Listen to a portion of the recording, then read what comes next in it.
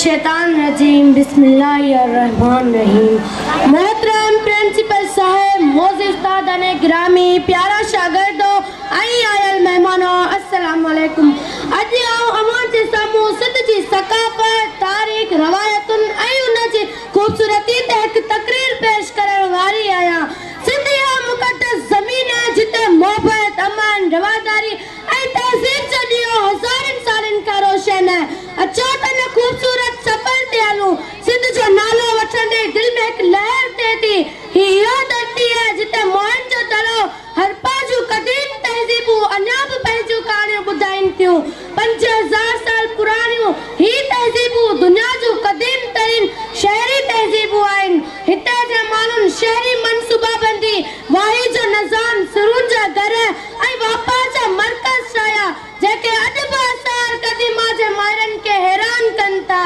सिंध इहा ज़मीन आहे जिते माण्हुनि पहिरियों शहरी ज़िंदगी शुरू कई।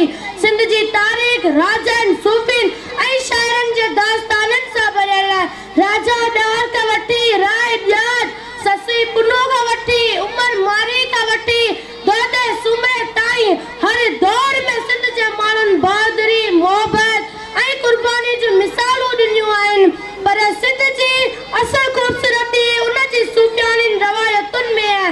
शाह अब्दुल लतीफ़ भिटाई, सच्चा सरमाज़, काज़ी कादर, शाह इनायत, लाल शहबाज कलंदर, शाह अब्दुल करीम ऐं ख्वाजा मोहम्मद ज़मान ही इहे अज़ीम सूफ़ी बुज़ुर्ग आहिनि जिन मोहबत, अमन ऐं इंसानियत जो पैगाम पखेड़ियो। सिंध जी सकाफ़त, रंगनि, मौसीक़ी ऐं दस्तकारी जो ख़ूबसूरत इम्तिज़ाज आहे। अजरक, सिंधी टोपी, रली, काशीगिरी ऐं होला जूं ट्रालिस ही सभु सिंध जे फ़नून ऐं लतीफ़ा जी अक्कासी कनि था। अजरक त सिंध जी सुञाणप आहे, उन जा रंग, डिज़ाइन हर सिंधी जी दिलि में वसियल आहिनि। जॾहिं को सिंधी अजरक वेहे थो त लॻे थो ॼण सिंध जी तारीख़ उन जे कुलनि ते आहे। सिंध जी मौसीक़ी सिंध जी समूरी काइनात में मशहूर आहे।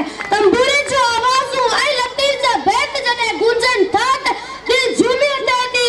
सच्चा सामी, लतीफ़, शेख अयाज़, गुलाम चंद अंग्रेज़, आकाश अंसारी, सरत सिजावली ऐं सिंध जे ख़ूबसूरती जे लफ़्ज़नि खे माला ते पेश कंदड़ शाइर सभु सिंध जे रूह आहिनि। ऐं जॾहिं इहे शाइरियूं मिठो कच्छी एला ॾिनो ख़ासि कयली रफ़ीक फ़क़ीर या रजब फ़क़ीर जेको फ़नकार ॻाए थो त लॻे थो ॼण दरियाए सिंध पाण ॻाए रहियो आहे।